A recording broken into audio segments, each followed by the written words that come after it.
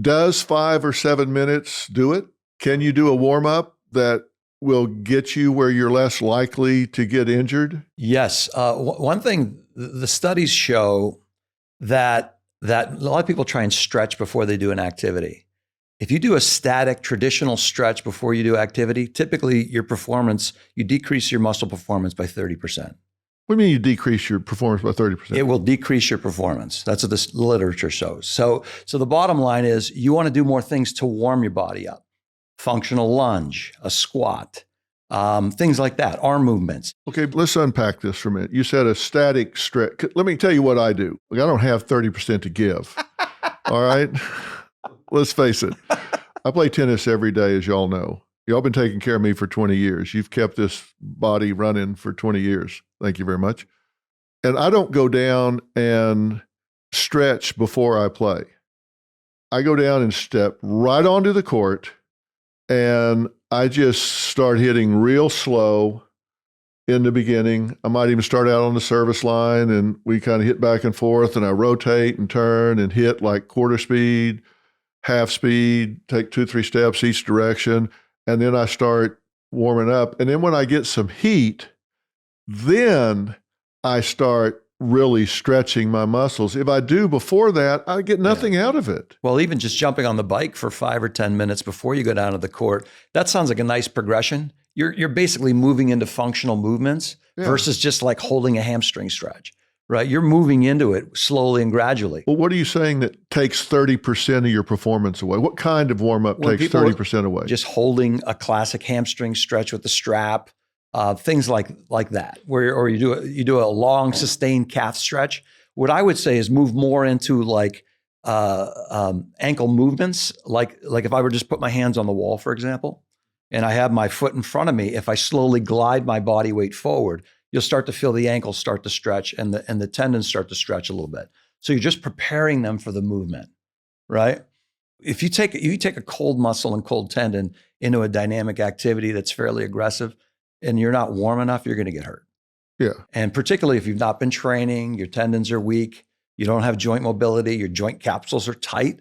That's where, like Pat was saying earlier, the mobility and flexibility stuff go hand in hand. And if you got the strength to go with it, your incidence of injury will drop drastically. You agree with what he's saying, or is he gooning us? No, I agree with what he's saying. It's kind of like what you're saying, specifically related to tennis, okay? Your body is used to those range of motions. You've been play over 300 days a year, tennis. So when you're going out there turning and rotating the ball, for you, that's okay. For a person who's never played pickleball, if they might go out and start hitting, it might not be so effective for them. Now, if they perhaps warm up, go for a walk, 5, 7 minutes, 10 minutes, 15 minutes, increase your body metabolism, then perform those stretches, then perform the activity, they're less prone to injury. You don't necessarily have to do that because your body's been conditioned to that activity. As you said, activity is daily living. What are you doing normally? Walking, north-south instead of an east-west lateral movement. Your body is used to the rotation and lateral movement playing tennis. But I'm easing into it. I might turn 10 degrees for a few minutes, then I go 20 degrees, then 30 degrees, then 40 degrees, and then I look like a cartoon. I'm just wrapping it up. But you're saying glide into this. You mean let the joints move laterally in every direction instead of just holding a static stretch. So tell me specifically what people should not do. Define static stretch. You said hold a hamstring stretch. That's one thing. That's not good. Basically, versus telling them not what to do, what I would tell them to do is slowly do a squat and slowly get deeper and deeper into your squat as you warm up. Work on some lunges, work on some arm movements, even arm circles, and just slowly make them bigger. So you're kind of tuning your body. Okay, so you're waking up the capsules. Exactly. Instead of what? What are people doing? You said hold a hamstring stretch. Yeah, they might grab the ankle and pull the heel to the butt and do a 30-second quad stretch, for example. Okay. Right? I would discourage that. That stuff should come after you finish the activity. I'm not saying you shouldn't stretch. I like stretching. A lot of people are into not stretching now and just working on functional mobility, which is fine. But I still believe in having stretching and mobility work together. But the static, more traditional stretches of holding that hamstring, pulling that heel to your butt, do that after the activity. Well, a lot of guys I play with are guys that have been on the tour, and they'll stretch for a good while after we play. they're loose and all, and then they'll get down and they're like nose to their knees, and they'll do all kinds of stretches afterwards. And then I ask them why they do this, because I'll pay for it later if I don't. So they stretch when they're really the most warm, and it's not as painful then. Okay, so both of you are saying that what people should do is start before they do their activity. They should start to do things that approximate what they're going to do when they do the activity, like shoulder rotations, body turns, lunges, things like that, instead of what they might consider like toe touches or hamstring stretches that are static. Right. Okay. And why does it take away 30% of your performance? Fatigue? That's a good question.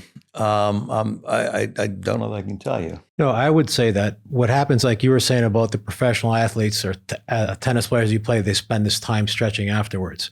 The benefit of that is to help break through, get the body, the toxins released, and don't let the acidity build up in the muscle tissue in an active form. So by them stretching in a passive active form, okay, you're helping to release the toxins, right?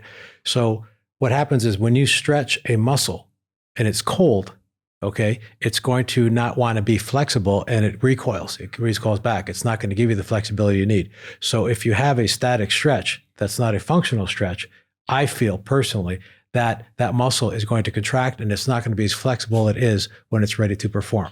I still think it'll get some flexibility, but I don't think it's going to perform at a high level. I personally tell my patients, before you're playing golf, ones with bad backs, before you're going to go bike riding, whatever it is, do something that warms up your body, minimum 8.5 to 13 minutes, where you're starting to break a little bit of a sweat, where you're perspiring a bit. If it means dressing warm, going for a brisk walk, do biking, dress warm, jacket, sweats, long sleeves, hat, toque on your head, ski hat, warm the body up. Then do your stretches, whether it's functional, even static, because the body's already warm. And then play the activity, whether it's your golf, tennis, pickleball, as we're talking about today.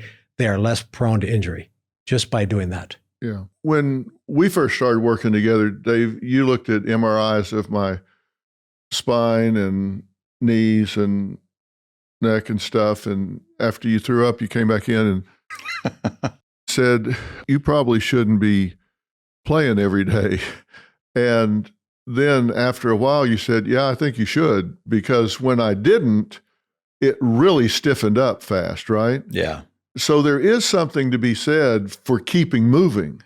Yes. I mean, some people really do better if they, don't pound and grind yourself a lot, but people do better if they stay in motion a lot. Yeah, you're a rare animal. Very rarely can people do an activity, the same activity, 5 to 6 days in a row and do okay. I found, and I kind of had to eat crow on that one because I remember I was really adamant. Look, 3 days a week, just go 3 days a week, and the other days just let your body recover, which is what we typically tell people, right? You need recuperation time, right? Yeah. But I saw with you, because you had so much arthritis in the spine, in the knees, you did far better with the activity more regularly. By the way, just to touch on this, when you're talking about warm-ups, most movement, or all movement, I should say, starts from just below your belly button, right? So core strengthening is essential to all athletic activity, and it can be really good for warming up the joints of the back and the muscles of the back. So if someone does have an issue, like you're saying, like even doing some planks or side planks as part of the warm-up, just to get all those muscles engaged. So you get the joints moving, the muscles engaged.